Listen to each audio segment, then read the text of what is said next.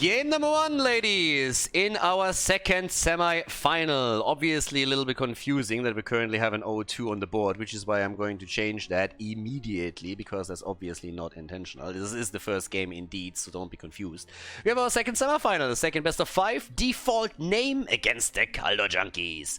And on map number 1, we have Martin on Khaldor. We have Quizful on Zarya, Pac-Man, not to be mixed up with Pac-Man, on Zebo, C3 on Arthas, and Voltage on Lucio.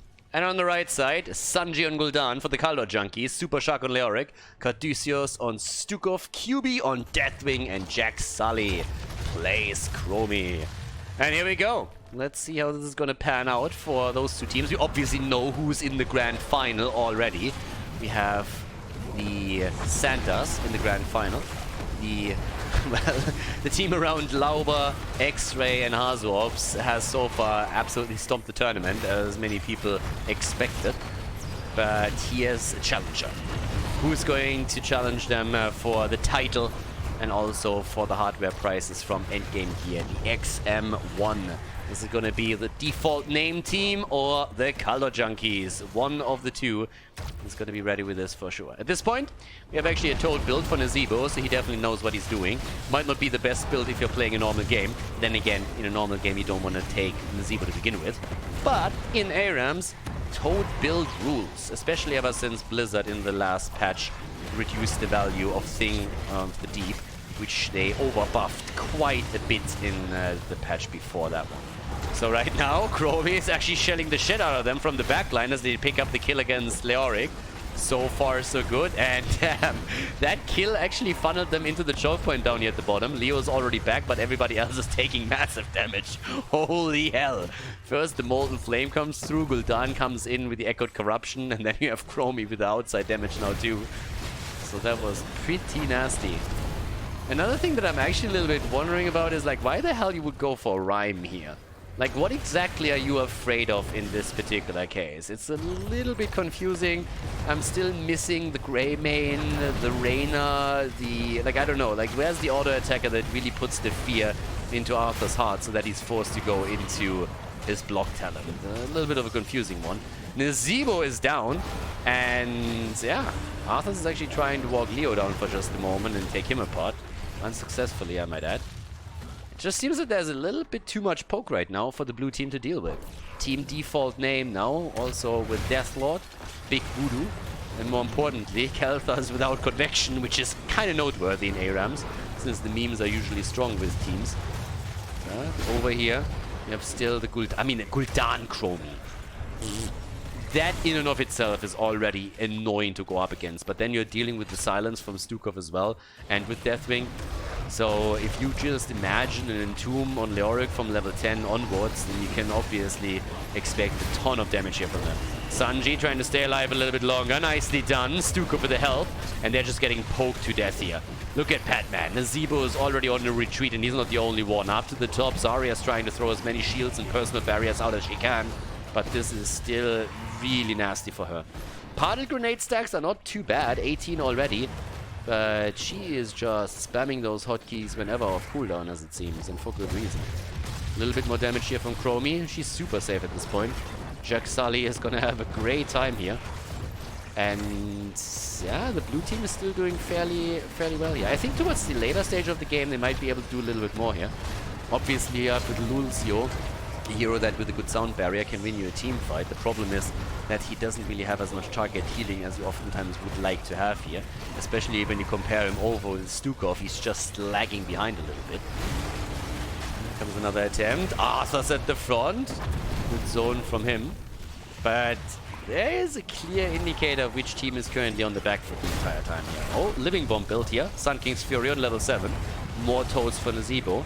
But he doesn't get a lot of stacks together on his baseline, which is currently a bit of an issue. 4 minutes in is a 25, not horrible or anything, but in an ideal world, they would hope to get Nazebo to level 20 with the completed quest talent so that they can get the max value here. But this still seems to be fairly even right now. And for the semifinals, this is actually pretty solid. So, I mean, a lot of the guys here regularly participate in the ARAM or in the just viewer ARAMs that we have on the channel, so they definitely have enough experience in that game mode. that they can finally shine with their knowledge here. But C3 is moving out a little bit too deep at this point. Support is trying to keep him alive. Oh, and he actually gets wrecked from Stukov here towards the end. Jack Sully also nearly eliminated, but Chromie is able to make her way out of this. She also has the slowing stance here, which definitely helps. And there we go. The Death Coil talent now with the Immortal Coil. Honestly, a great build for Arthurs in ARAMs. Again, it's always important to point it out once more. ARAM builds very often differ from builds you would use in a normal game, and for very good reason. You're brawling on a single lane map in a 5 versus 5 from start to finish, so that definitely demands you to go into some different setups than what you would usually try to do in a standard game. And having actually, as a solo frontliner, a Death Coil build is pretty solid, because you're going to end up with a lot of self-heal here, and the sustainability is super important. Especially since you're going up against an opponent who has this much poke. So for C3, this build is going to help him a lot with this setup. Level 10 for both teams is coming in pretty soon. And let's see what they're going to get with this. C3, this time he might just be a little bit out of luck. He gets another Death Coil through, but that is not enough to keep him alive. Level 10 is there. There's the Entomb that we've been waiting for already. And with the setup that they're playing, it would have been a crime to go into anything else. Then again, thinking about it, would have been a crime to go into anything else anyways. A little bit more of a tryhard mode activated here, of course, now too. No Pyroblast memes in this game. Instead, the Phoenix gets immediately dropped. In it to win it, baby. Level 10 on both sides also gives us now the flailing swipe, as Stukov is trying to create some space for the team. But the red team is still slightly ahead. The Khaldor Junkies are so far doing well here, but in comes C3 again at the front. Walks into the Molten Flame, tries to walk them down here. Horrifier has already been used. And C3, is he gonna fall here? Lucio still has the ult, and instead they're trying to make the play against Deathwing. Quite possible for them just yet. Oh, there we go. Stuns from Deathwing coming out the entire time, one after another. 50 stacks by now for Nazeebo. We're on level 12 for him already. He's still 120 stacks shy from what he needs here. But with the stacks, we also have Chromie completed her level 1 talent, so that was obviously important too. Leo is still activating the trade value and playing Leoki here. Super Shark is taking full-on value with the reduced death timer. And C3, yeah, should be able to get away from this. Actually, if he stays here, then the drain might actually finish him off. Gul'dan down as Nazeebo proves to him who the better Witch Doctor is. Then again, is Gul'dan really a Witch Doctor? Like, I don't really know. Well, the Warcraft lore hasn't really been my thing. Usually we'll call him a mage, but then again, if you think about it, like all that fell crap that he always spouts around, that might be a little bit of Witch Doctor nonsense after all. We could actually say like Gul'dan is a Witch Doctor with a good image consultant. That's pretty much true, yeah. Like, screw the Warlock shit, he is a Witch Doctor with a good image consultant. This is the only thing that the two don't have in common. Nazeebo is just a guy that lives in a hut in the jungle and just like talks about spiders and frogs all day long. And Gul'dan finally was found by someone who says like, dude, I can actually make you. We need to polish your image a little bit. So he had a good image consultant. That's the only thing that really changed the two of them. So yeah, we finally figured it out. Warlock my ass. It's pretty much like the fake dragon that we have over here. That's hobbling around on short feet. Also, Pyromaniac could have gone into Fission Bomb, honestly.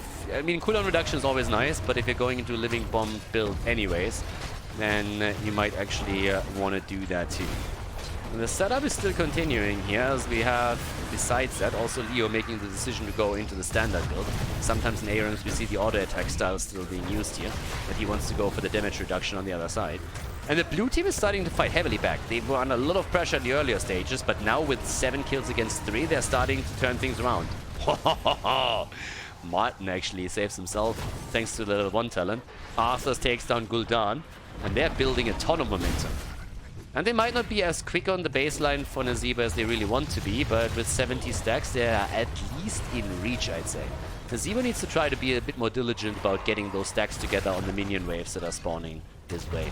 If he does that, then in the late game they have a fantastic setup there. Ooh, lockdown maybe? They don't hit it, but they actually zone out Deathwing. He's trying to get out of there.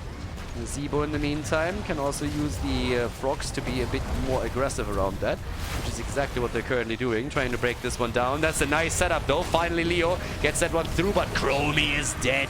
The damage dealers immediately attacked once the Entomb comes down, and that saves the victims immediately. Chromie down, Deadwing down. Horrify does not push them into the fort as they were hoping for. Also, fast forward here, and the Gnome speed ahead. Talent name alone is already putting all rumors that Chromie is actually a dragon to rest. Gnome confirmed. But 11 kills against 3. And the pressure is there. Blue team is making it happen. Starting to move in right away towards the front. Also, level 16 gives us now the Embrace Death. Even Spider Colony taken here now.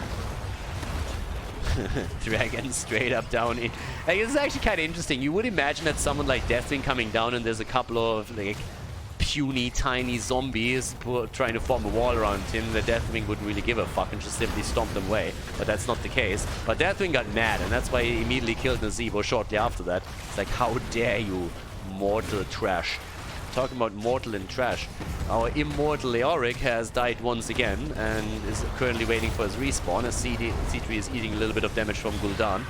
18 and 16 and Kel'Thas. You think you are a fire mage? That's fire, baby. 56,000 damage for Gul'dan. Put him into the number 1 spot though. Yep, he's definitely taking the numbers here. 52,000 for Deadwing. 13 kills against 5 now, but the red team is definitely clearly showing that they're not giving up on this one yet. And C3 is most likely going to get dropped here, but he pops the army. Is that going to be enough for him to survive? I don't think so. Got close for a moment, but they still get the kill.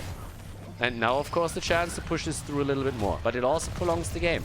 And where is our Witch Doctor at? Surgeon is sitting at 51, Nazebo is sitting at 51,000 damage and 87 stacks. Nothing to write home about. That was a nice ult. Oh, and the bombs away. Nice. Kel'Thas comes in and gets full-on living bomb value right here. Oh yeah, that one was fantastic. Yeah, that definitely helped him a lot. But with 100 stacks for Nazebo just as they're hitting level 20, I mean, this is the moment when you have to decide if you really want to take Vile Affection in the first place or if you just give up on that idea. Now, they're still early in the game, so you can go Vile Infection and just say like, hey, if it comes to a late game, I'm going to be ready for it. And that's apparently exactly what he's thinking too. But he is way out of getting the 170. Again, needs to drop those toads a bit more reliably. And Voltage is really playing with his life here.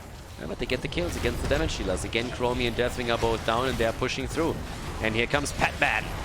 Another kill against Leoric and the damage thanks to the spiders. I mean, look at that shit. Spiders, toads everywhere. Sanji! Nearly a kill against Gul'dan. But yeah, the toads make it happen. 104 stacks now. Okay. 21 against 19, 2-level lead, 18 kills against 6. Yeah, default name. Showing the Khaldor junkies now who's boss at this point. A little bit of a zombie soak as they're trying to get close enough to drop even more damage onto the heap, and that's happening. 50% is what's left right now. And there's the Phoenix play now, of course, as well. Burning the waves down, taking those, getting a few more stacks for Nazebo, if not all that many though. And again, the play here, nice silence, but Sanji goes down. That's the end of Gul'dan. Here comes Deathwing once more, as we have another kill against Chromie. And Deathwing and Leo find themselves on the wrong end of this fight. That's a kill against Leo once again, and Deathwing barely makes it out here. 83,000 damage for Deathwing at least puts him into the driver's seat when it comes to the damage output in this game. But that doesn't change the fact that they are currently fighting for their life here. They're eating more and more damage as we speak, and that core is already getting attacked now too. And with Nazebo on the case, they are going to drop this quickly. Easy peasy at this point. 21,000 damage against 6 default name. Able to win game number 1 against the Khaldor junkies. Initially, it looked pretty good for the red team, but now they're starting to lose the momentum here. Maybe they can delay it for a little bit longer, especially as Nazebo is now completely surrounded to be taken down. But Leo falls and the rest of them is already on the core. This is game, this is the lead. The best of 5 starts with a victory for default name as they take down the Khaldor junkies on the first map of the semi-final series. Well done.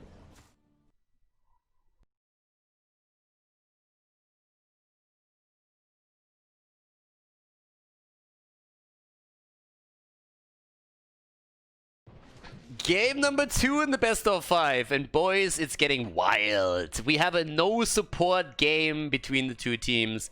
Again, you get 3 choices as you enter the Brawl, the ARAM, and in this case, none of the two teams had the choice to go into a support. So prepare yourself for a lot of kills here. And well, on the left side, default name with C3 on Vala. We have Martin on Zarya, Patman on Kira, Quizful on Chromie, and Voltage on Phoenix. Whereas on the right side, Sanji on Maiev, Super Shark on Garrosh, Cartesius on Junkrat, QB on Urel, and Jack Sully on Sylvanas. Let the memes begin! No support action in the second semi-final here in our best of 5. And already the setup against Martin, and having at least a few shields available should help them in the long run. But yeah, this is going to be a wild one. I would say when it comes to the combos, I mean, Urel obviously has a couple of abilities that really help the red team too, but generally speaking, I would definitely take Zarya over her. Yeah, no supports make this tricky. C3 goes down just after Maiev gets killed first, and Patman is also eliminated. So yep, there we go. This is going to be more than a little bit interesting. Arrow build also for Vala. I mean, personally, I'm still a fan of going into Hatred stacks on level 1 anyways. If you want to have mana management, that is going to help you already. But a big chunk of what you get through Monster Hunter is not the reduction of the cost on the arrow, but it's actually just the additional damage against mercenaries and monsters, both of which don't exist here. So if you're looking at minions, then it might be something that helps you. But if it's just the mana management, then I think with Hot Pursuit you are more usually better off. At least as long as you can weave the auto attacks in. Either way, for now, 3 kills against 1 as the Khaldor junkies are again taking a slight lead in the early game. The issue is that they did that in the last game, our first map as well. And it wasn't really a successful battle for them, because after level 10 it turned quickly, and that's of course the risk they run here too. C3 gets wrecked, and that's 4 kills against 1 now. Pretty solid lead here. Even more kills come through. The interesting part for me was that the blue team actually had the option of going into a second Chromie, and did not take that option. So that was a little bit mind-blowing, to be absolutely honest, because a double Chromie in a no-support setup is just bonkers. I mean, the entire setup here is already nuts to begin with. Kira keeps herself alive for a bit longer, gets the kill against Garrosh, and they're getting more damage out with the RNG arrow from Vala, and that's of course stacks that are getting acquired now from C3. QB comes in from the side, but another arrow and another stack. Here we go. With level 7, the double vault, and then of course, well, repeating arrow, double vault, and then also complete a level 4 quest. That's going to be pretty nuts too. Yeah, they have a lot of poke. You have Chromie, you have Zarya with the particle grenade, you have also Vala, and then as a bit of a finisher, you have later on Phoenix. So the entire setup with all those range damage healers is nuts. Default name has a great lineup. Khaldor junkies, they have that Junkrat factor though. And there is a really beefy frontline for them. This is something that definitely is missing for the blue team. But having Junkrat alone is already great. And Garrosh, of course, is already pretty strong as well. And that is indicated by those 2 kills that we have. That Garrosh also runs eventually out of hit points. Phoenix was just trying to go for another kill here. 7 kills against 3 in an early level 7 for the red team. As they're trying to play this one out. But again, it's the mid game that could be a problem. That one in particular. 5 stacks by now and the repeating arrow. So if played well, Vala could really start to drop some solid numbers here now. And just look at Chromie. Chromie by now with the bronze talons on level 7 actually has already 20 stacks for the once again the first time. Trying to make the little play here. In comes Vala, arrow after arrow, 7 stacks for now, a bit more damage against QB. Kira goes in deep, and Vala is a bit too far out there, especially without any kind of sustainability yet, and no support. This is a problem. Siphoning Arrow in this game for sure on level 13. I mean, usually it's not a talent that I would advise, because the alternatives are normally the better options. Oh, well, not the alternatives, but usually if you're going into Gloom, you're just better off in the long run. But in this case, without a support, this is definitely the choice that you should make. Trying to keep yourself alive a bit longer. 5 kills against 8 now, as we have level 9 versus level 9, and the poke really is coming through for them. Already, for the time being, Super Shark is sitting tight. Sanji is moving in. Fucking Junkrat. Still just laughing his ass off here. He likes the chaos, I would assume. Here we go again. Arrows actually missing. 10 stacks for Vala. Still a bit low. It's all about the fountain cooldown in this game. There's the level 10, the Wailing Arrow. Drops damage, but doesn't get a kill. And we're still waiting also. There's the level 10. Okay, so first of all, with the Warlord's Taunt. Warlord's Challenge. Taunt is in. Martin needs to be careful. Gets swapped in. And the Riptire. Level 10 abilities come a bit too late to capitalize. Going into the Reign of Vengeance. I'm not so sure on this one, honestly. In a game without support, I mean, the good thing is you have the lockdown. Whenever someone is making a play for you, like Maiev or, let's say, Urel, you can immediately lock them down with a stun. So there's definitely good arguments to be made for this particular one. But if you think about it, all the damage that can be pushed out by Strafe and the AoE that you drop with that, with no support on the other side to save the target, personally, I would have just gone for it and gone for YOLO move there instead. So, with that said, you also have Planet Cracker, and God knows why that's a thing. Well, maybe together with the Slowing Sands, Planet Cracker, and it just does nothing. Absolutely nothing. I feel in this case having the Salvo would have been so much better, but they still get the double kill shortly after.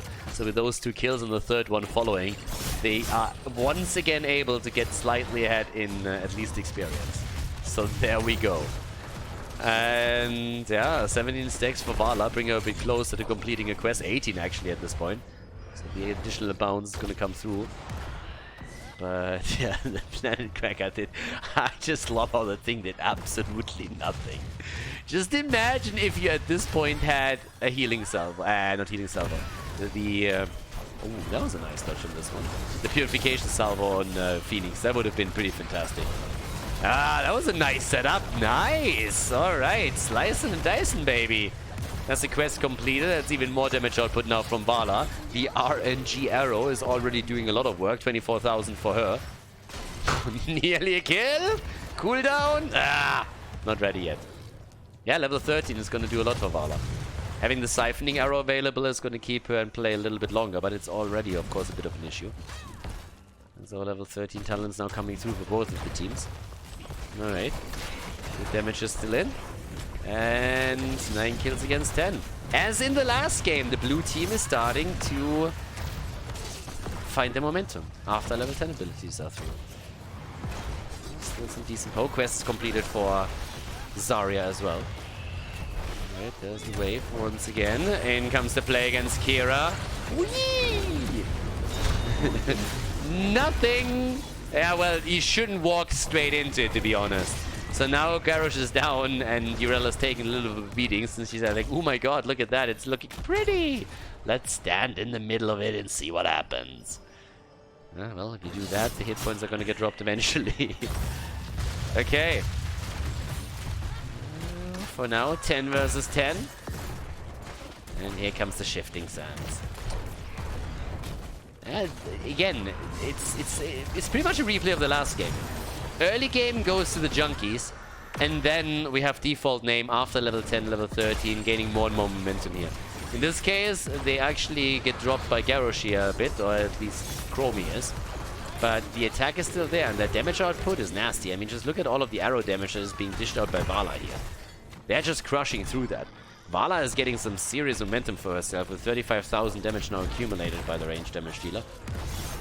Okay. Well, yeah, there's another arrow set up.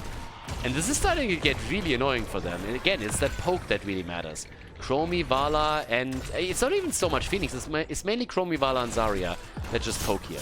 Phoenix with 25,000 still adds a lot of damage to the equation, but the entire poke to get them low in the first place pretty much comes from the 3 heroes that I just mentioned. Sylvanas on the other side, she has the top damage for her team. Junkrat is at this point not really as far ahead as you would think. Manticore now taken. Now, I got to admit that with the setup that is being played here, I was pretty sure that we would either see... Oh, that's a beautiful combo. Now we're talking. Now we're talking, baby. Easy double kill. What a beautiful setup. Zarya ult into Chromie ult into Phoenix ult. That was pretty PogChamp right there. But yeah, Manticore over Seething Hatred or Frost Shot is a bit surprising to me. Could either gone for more damage or more control here, especially with the long-range poke. That would have been quite nice. The auto-attack damage, I don't really think that in this case C3 is going to find himself a lot in the position where he's getting continuous auto-attacks in against heroes. So either heading in... I personally would have gone into Frost Shot here, I think. Good control, good poke, even from a longer distance. You have a really nice setup. And it's also helping, of course, Phoenix out quite a bit. Well, for now... You have again a bit more poke against Garrosh as he's trying to make another play. But the kill count is shifting. This is what we talked about earlier. Super Shock is also receiving a lot of damage. Sanji is in trouble on my F and barely gets out. Reptile damage against C3. But it's not going to be enough. They're nearly getting a kill against Urel at this point. And they're starting to push them back. That fort is starting to be under a lot of pressure. Level 20 talents are going to make it much easier, of course, for Valla to get value out of Manticore. So if they make it to that, it's going to be great. Talking about making to it, 37 stacks for Chromie. If she's making it to the 40, she's going to get some value out of that level 1 talent choice finally as well. Piercing Sands, making sure of that as well. And another setup here, the Warlord's Challenge. Kira comes in. Whee! And the triple, the quad kill.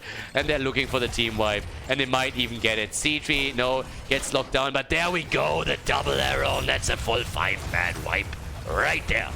All of them getting completely trashed in that fight. Good setup. Initially actually started by the red team as they were looking for the combo. But it seems like default name is just a bit too powerful in the setup here. And not only the keep... the fort goes down, but they're also starting to push the entire wall at the keep immediately down. Quick kill, quick setup, trying to go for the keep now too. Obviously at this point with level 20 talents, the Farflight Quiver is now part of the equation, which makes the poke against especially Garrosh even more meaningful. On top of that, we have now the unleashed potential, which the damage increase is increased even more. But that's a 6-kill lead that we now have for them. Damage output 53,000 for Valla. Those arrows just getting fired away the entire time. Definitely working. 34k for Chromie. Coming in second for the blue team. Here comes the 20 also for Phoenix. Arrow, didn't too much. 20 by the way with the singularity charge. Here comes the setup. Planet Cracker, baby. Oh yeah, crack him. Crack him hard. There we go. Jack Sully not happy about that one. Nope.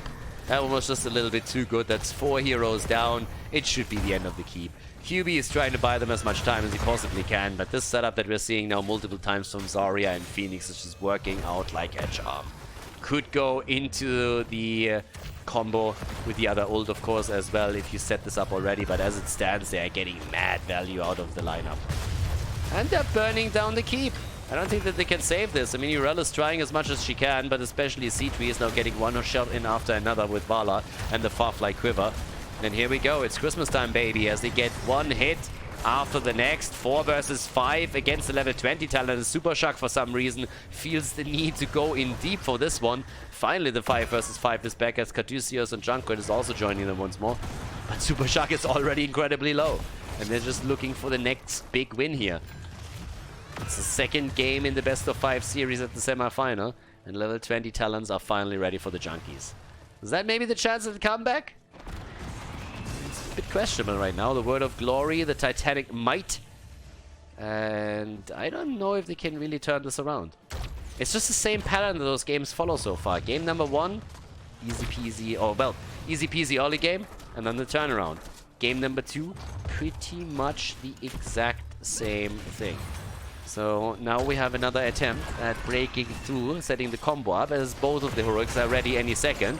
Nice silence, but maybe not enough. And here comes the combo again. Oh, they interrupt. Interrupt against Phoenix this time. But they still get the damage out. Holy shit.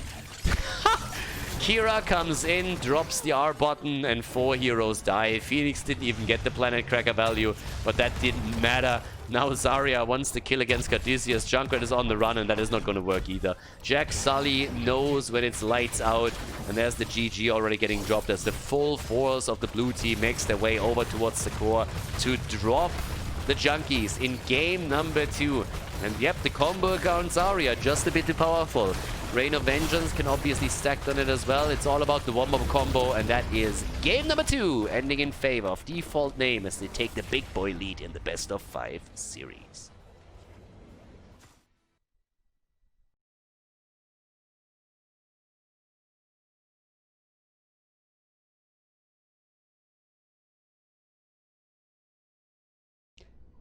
Game on, everybody! The 2-0 lead for Default Name against the Khaldor Junkies. And let's see if the red team can force this one back. Ooh, interesting setup for them. Valera in ARAMs? That's an interesting one. Martin on Reyna for Default Name. C3 on Deckard. Voltage on Zagara. Quizful on Johanna. And Batman on Khaldor. To the right side of the map, we have, for the Junkies, Sanji on Valera. Super Shark on Brightwing, also called Super Useless. Caduceus on Leoric, Kappa.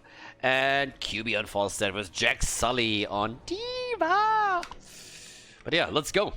Okay, so Brightwing, again, in this game, can try and control with the polymorph pretty much no one. I mean, in actual gameplay, Brightwing on a higher level can be kind of useful, but on the lower levels, not so much. Super Shark is experiencing this firsthand immediately and dies first. So, yep, there we go. Value, or the lack thereof, confirmed as the game begins. It is a bit of a weird setup. I honestly think to end up with a setup like the red team did, you have to have some really unfortunate choices. Valera in ARAMs, let's just say she's not necessarily the best hero here. We've seen the occasional outlier, but generally speaking, Valera is not really an ARAM hero where you're gonna be like, oh my god, thank god I got Valera. So Jimmy is stacking, Martin is already working in those auto attacks, and Leo is a bit low, whereas Martin's just saying like, hey, well, got 8 stacks already, I'm working on it. Having Jack Sully on Diva is at least zoning, but you can already tell that the blue team is trying to finish what they started here. They have a 2-0 lead in the best of 5, and they are just crushing through that wall early on. Having Zagara in the lineup obviously helps. A lot of the damage output from Zagara comes now from the level 4 talent, with potential synergy on level 16. But Zagara is... I mean, Zagara in general, if she gets her stacks, is pretty nuts. The problem that Zagara has is that obviously she is suffering from a low HP pool, and her survivability is not really the best, since she's also lacking an escape tool. Interestingly enough, the best talent for Zagara to take on level 10 is Nidus Network, which is a little bit counterintuitive if you think about it, because your first instinct would be like, Nidus has no value here, it's not a big map, it's a single lane, so what the hell am I gonna do with Nidus? More is just way better. But the thing is that, obviously, since you can't heal at the Nexus, Nidus gives you a fantastic tool, as Brightwing dies again, to just continuously recharge your mana and recharge your hit points and just keep pushing all game long. And that's something that nothing else can supply. And Maw doesn't make up for that, because it's a high cooldown, wombo combos are usually a little bit questionable in a lot of ARAMs, so the Nidus value is insane. Especially with the level 20 coming in and the right level 16 choice, you get a lot there. Serrated Spines is what you're really going for, but so far it seems like Voltage at least is hesitating a bit. But there we go. I was really wondering what exactly he would go for there. 22 stacks already for Jimmy, which is actually pretty solid considering that we're only 2.5 minutes into the game. So the blue team with a very, very solid setup here. Let's see how much Zagara actually gets on the stacking process. But yeah, Nidus would help her to push even more. And if you go into Banelings, if you go into also a couple of talents that help you later on with the Roaches, you get a lot of value there. Talking value, I mean, it's Khaldor on the other side. Khaldor in general in ARAMs is a great mage, especially if your opponent is lacking the ability to properly spread out. If you have a Johanna on your side that can also just cluster them up for you with a good condemn, then you already know that you've made a winning deal. That, on the other hand, was a bit unfortunate for JoJo. She was a bit too aggressive around this. And Zagara is pretty much indicating that she's just reading a lot of talents here, because every single time a new talent here pops up, Zagara is hesitating a lot until we finally see a choice being made there. So this is a typical, what does this talent do move? So, yeah. Well, with this, level 7 talent now on both sides ready, which gives us for Falstad also Boomerang, the only viable choice here, especially with the level of 1 mage build that he went into. Hammer gain still to have a little bit more sustain on lane. Here comes the damage, and especially Jimmy is just stacking, stacking, stacking, and stacking. Looking at 34 right now. Did not go into Behemoth Armor on the other hand, but instead trying to make sure that whenever Valera makes a play, he has a chance of surviving the damage burst. And so far that's working out for them. The 22 stacks for Zagara aren't too bad either. Again, this is a pretty powerful talent right now with the increased damage on a percentage base. Now obviously you want to have a lot more stacks than that in the long run, but early on getting quite a few good points out is pretty important here. And again, as I said, level 20 is going, level 16 and level 20 are going to be pretty important if you make the right choices there. As it stands, blue team still pushing this pretty heavily. 7 kills against 1 is pretty much already a good indicator that you are on a team that at least is playing the early game correctly. That Sanji is trying to get the kill against Khaldor, and this time it's actually working out. Nicely done. Good Valera value here. And here's the level 20, the level 10. And with that we have Hyperion. We have also immediately Deck Arcane with the setup. And Zagara, nope, wrong talent, goes into the Maw. Yeah, misses it completely. Again, in ARAMs, it's all about the Nidus. And this is even more true once that you are starting to be in a more even game. Because, again, these healing fountains are the only source of healing you have outside of your support. And if they, for example, lose their own fort, then pushing towards the opponent's side of the map, especially pushing towards the keep over here, is exposing you heavily, because your distance to safety is just increasing. If you have a Maw somewhere, a Knight is somewhere behind you, you can always just replenish your mana and your hit points, and it allows you for just endless pushing. So this one, definitely a problem. Definitely a bit of a misstep here. Especially since they don't even have a whole lot to completely set it up with anything else and try for a wombo combo. But even that would usually need a lot more coordination on the timings that they have. And the blue team is all of a sudden being pressured a bit. The red team has decided that they don't want to roll over and just die here. So instead they're attempting to push back, and they got some decent value out of the Hinterland Blast. They're not trying to make the same play again, as they're already moving in with Valera. Petman here is also going in, and Jack Sully gets pushed. But as I said, for Voltage, I mean, so far he has been really hesitating on every single talent choice, so I assume that he doesn't really play a whole lot of Zagara, especially in ARAMs. So the choice into Maw is pretty understandable, because as explained earlier, it is quite counterintuitive. Your first instinct when you play Zagara for the first time in an ARAM is obviously to go into Maw, because you think like, why the hell would I go Nidus? This is a one-lane map. But well, right now, Maw again doesn't connect with anything. Actually, it's not quite true. They get D.Va. That doesn't help a lot. But D.Va actually doesn't have the bomb, and they have lost 3 heroes already. She gets a little bit of wave clear out of that move, but that's about it. So there we go. 13 kills against 5. Blue team have taken control of this once more. And just look at Jimmy. 56 stacks already. Jimmy is crushing. Martin is sitting here and is saying like, boys, let's take this into the late game.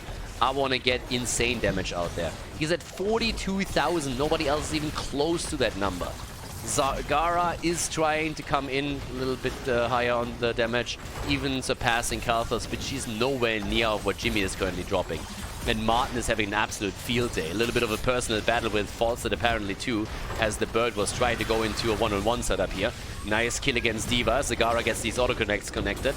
And Leo goes down as well. 60 stacks by now for Martin. And this is 7 minutes in. 7 minutes in, and he is sitting at 70 stacks. They're trying to go for Sanji, but Valera saves herself here. And there's the save. Okay. Falstad barrel rolls over, is able to get out there.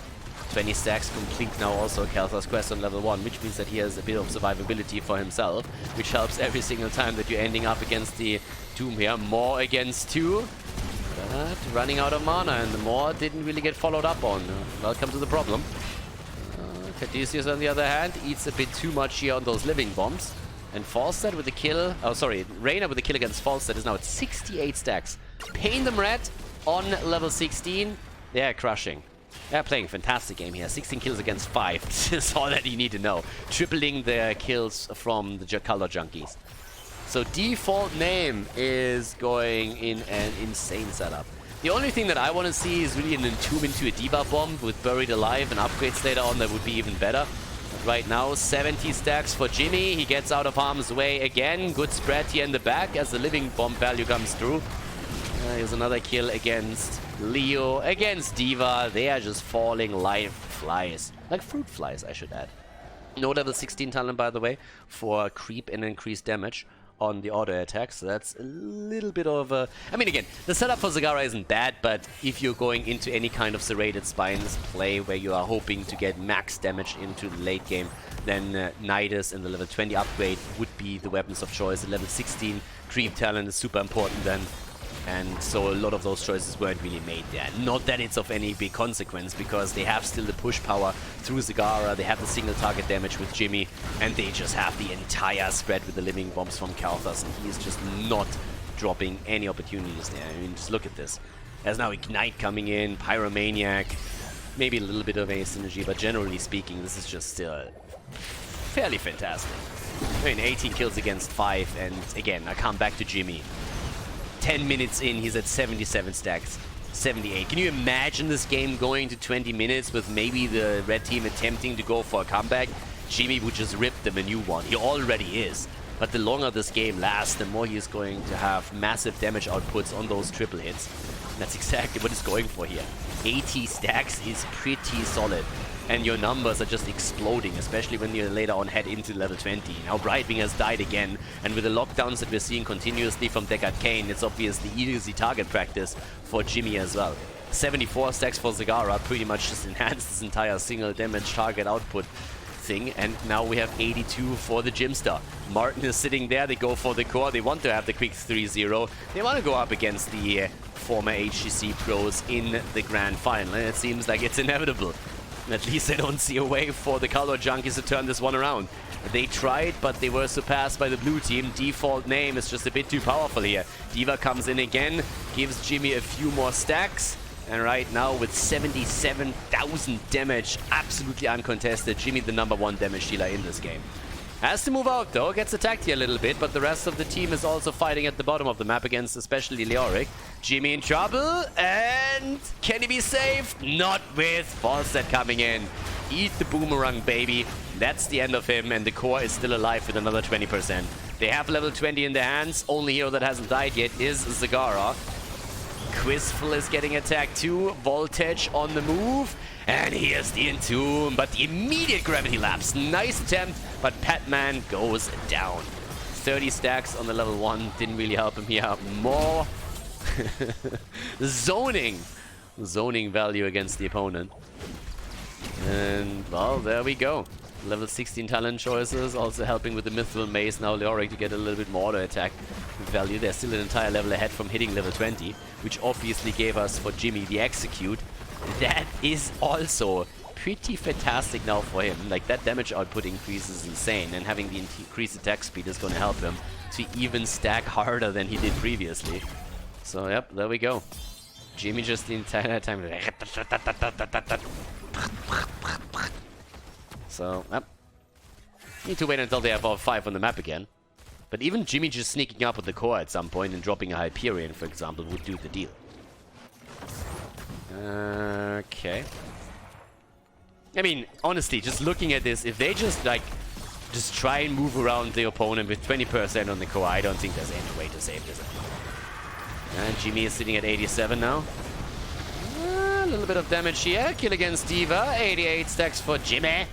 And Martin is looking for more stacks here. Moves in a little bit too deep. Nice penetrating on. Perfect against Valera. Yeah, gets the setup, but Martin gets actually dropped. Yep, the bird is getting angry. 84 stacks, and QB is starting to get some solid damage out. 67,000 damage for him. Another attempt here. QB! Where are you going?